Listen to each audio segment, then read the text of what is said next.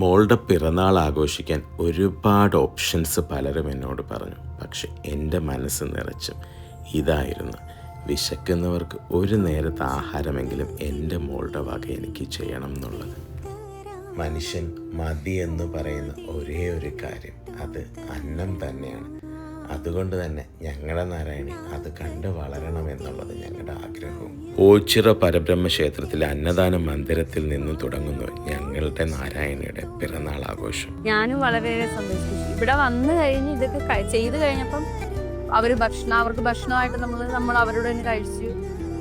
അത്രയും ഒരു കാര്യങ്ങൾ ചെയ്തപ്പം നമുക്ക് ഭയങ്കര തൃപ്തിയായി. ഒട്ടും പ്രതീക്ഷിച്ചില്ല ഇങ്ങനെയൊക്കെ ആകും, ഈ ഫസ്റ്റ് ബർത്ത്ഡേ ഇങ്ങനെയാണ് സെലിബ്രേറ്റ് ചെയ്യുന്നതെന്നൊന്നും വിചാരിച്ചില്ല. സർപ്രൈസ് പോലെ എന്നോട് പറഞ്ഞു, നീ വിചാരിക്കുന്നത് കണക്കല്ല ബർത്ത്ഡേ എന്ന് വന്നു. ഓക്കെ, വെയിറ്റ് ചെയ്യാം എന്ന് കരുതി. പക്ഷെ ആ വെയിറ്റിംഗ് എനിക്ക് ഒരുപാട് സന്തോഷം തന്നെ. സത്യം, ഞാൻ ഇവരൊക്കെ എല്ലാവരും നേരത്തെ ഞാൻ പറഞ്ഞതൊക്കെ വേറെ എന്തൊക്കെയാണ് ഇപ്പോൾ. പക്ഷെ ഞാൻ ഗർഭിണിയായിരുന്ന സമയം മുതലേ എൻ്റെ ഒരു തോട്ടായിരുന്നു ഇങ്ങനെ ചെയ്യണമെന്ന്.